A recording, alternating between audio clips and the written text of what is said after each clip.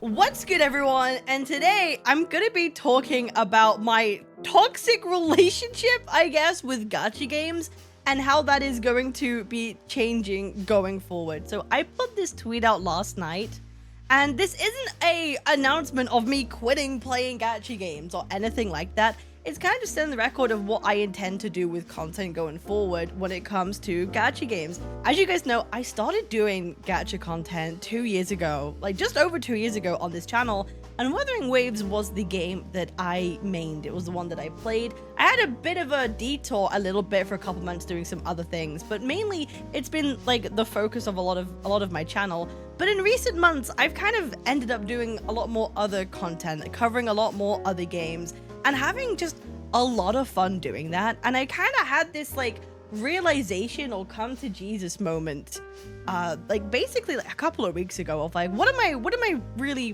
doing? What am I here for? What am I here to provide? Because Wuthering Waves has kind of been the game where I've been collecting almost every single, I basically have almost every single character.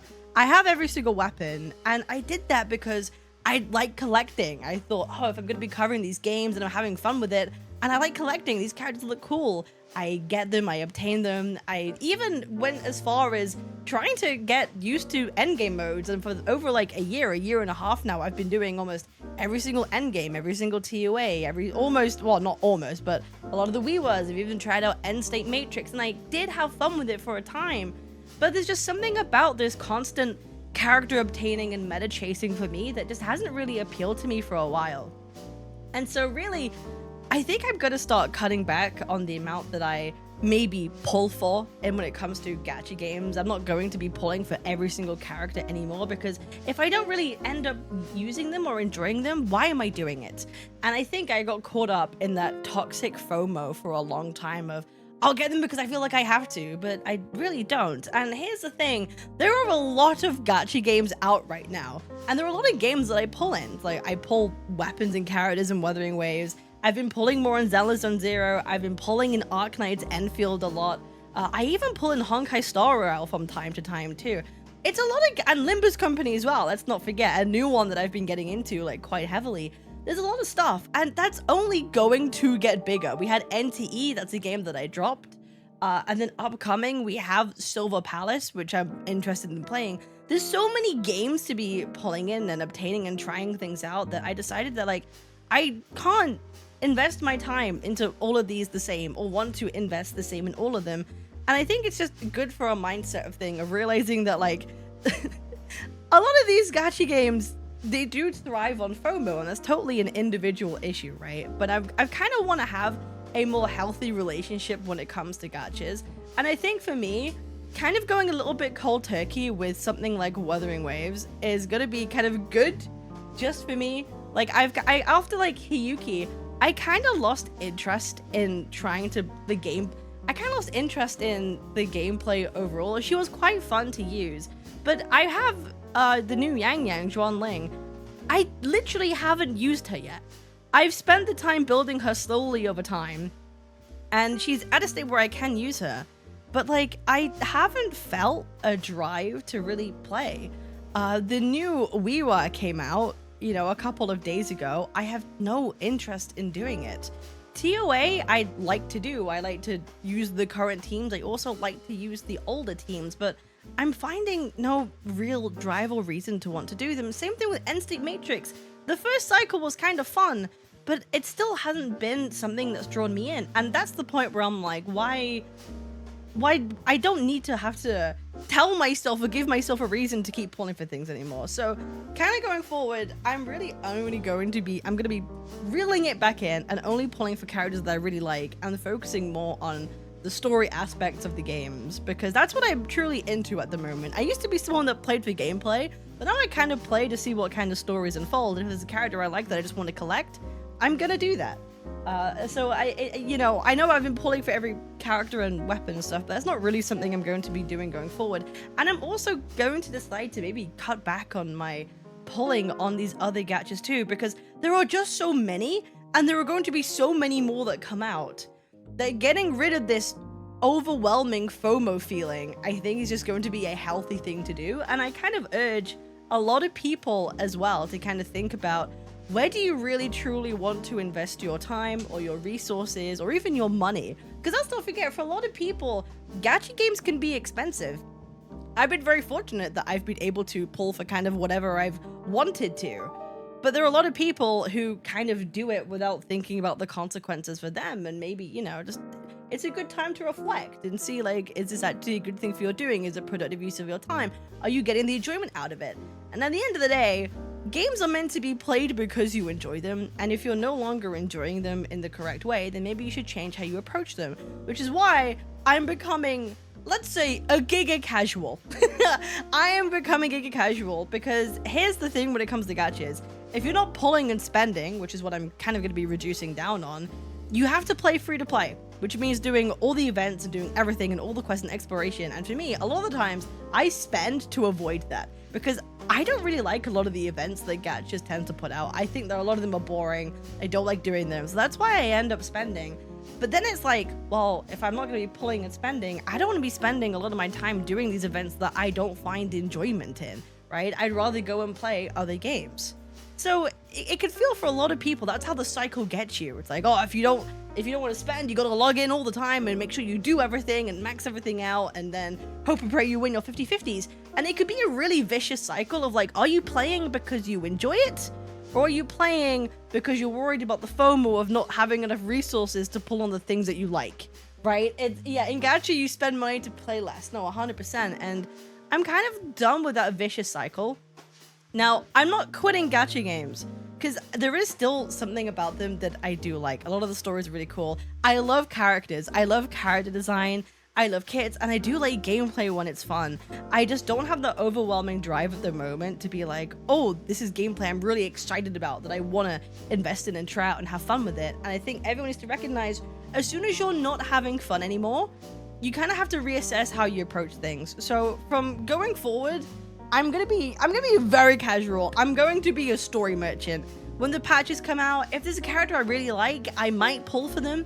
I might try, but I'm not going to be going crazy in depth with them anymore, unless I really want to, right?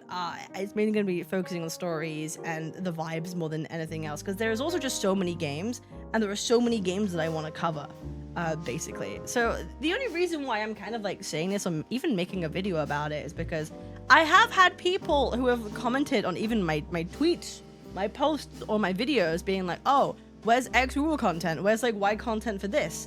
And it has to be like, I'm just finding enjoyment making videos on other games or other topics at the moment.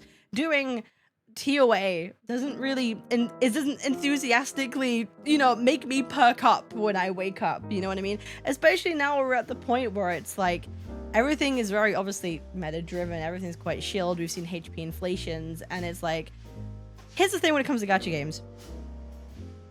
If you take a break and return, as long as you have, like, a support that's kind of in demand at the time, and you pick up the new shiny DPS character, and you can make a team with them, you'll be fine. You could take as long of a break, as long as you have the right support and the right new character, you'll be able to do the most recent content that there is. And that is just kind of the truth of it, right? That is legitimately kind of the truth of it. Everything is always tailored to what's happening right now in the absolute present. So falling behind in a gacha, I don't really think truly exists, because there's never an end point to it. There's never an end point to the meta. It's always shifting and changing, and it's always shifting and changing to what is new. So if you take a break, if you come back, if you know, get the right support, you get the newest character, you'll usually be fine and be able to do the content that you need. So I'm just trying to like have a more of a healthy relationship when it comes to gachas, and to, you know, be a bit more selective with how I pull and play things, and that kind of stuff. So I'm not quitting. I'm not quitting, okay? Oh, she's playing Wooer and she's lying, she's grifting, or whatever. I can already see like people saying like, oh, you're such a tourist. Yeah, get out of the game. We never wanted you anyway. And it's just so funny. I have like on Steam alone, I have over 1,000 hours of playtime, okay? Which is crazy, and I like to engage in the end games and stuff like that. The Woo is the only gacha where I've actually like invested that much time into it personally, to want to get good, because I do think it is a good game. There's a lot of good stuff there. Just for me, after playing for over 2 years at this point, I'm kind of at the stage where I'm just gonna take a little bit more of a backseat from it and focus on like other things that is immediately driving my attention.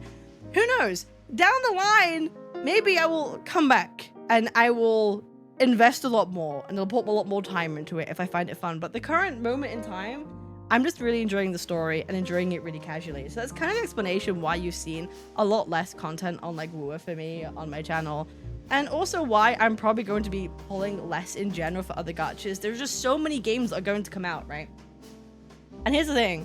The current climate for gaming, PC prices are extortionate at the moment. Consoles are gonna keep, you know, rising in price as time goes on, until the AI bubble bursts, right? That means more and more developers are going to be making games made for mobile. Why? Because that is where the biggest audience is and is going to remain. So more people are going to be making free-to-play games that are compatible for mobile, that have that AAA sort of quality or feel to it in the future. So I'm not going to shy away from that. I'm not getting rid of mobile or gachas. If anything, I want to play more of them. I want to have more time to experience more games because this year I've had a change of mindset.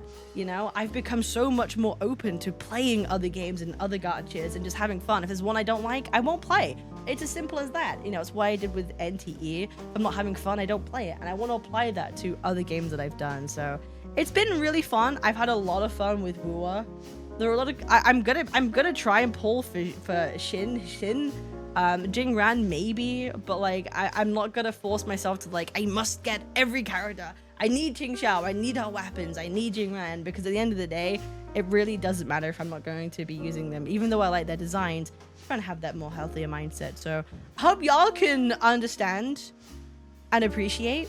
And that's kind of an explanation of where I've been at. So I'm wondering if a lot of other people are kind of like feeling the same, of having that little bit of like nothing just tickles the pickle anymore, and that's totally okay. Things have phases. 𝑬𝑽𝑬𝑽 is still going very strong and successfully, and all power to it, you know what I mean? It's nothing about, I don't think the game is bad or anything like that. I actually think it's a very, very strong game. It's one of the strongest gachas. It's just a personal thing at the moment. So I appreciate you all for sticking around. Again, I'm not quitting, but if you feel like you don't want to watch anymore, that's totally fine. But we've got a lot of other games that we want to be covering. A lot of like normal games too, to go over. So I've been having an absolute blast with that, and it's been so fun. So I appreciate y'all, and hopefully I'll see you guys for the next one. All right, I'm live almost every single day. Make sure you check it out. I'll see you guys in the next one. Peace.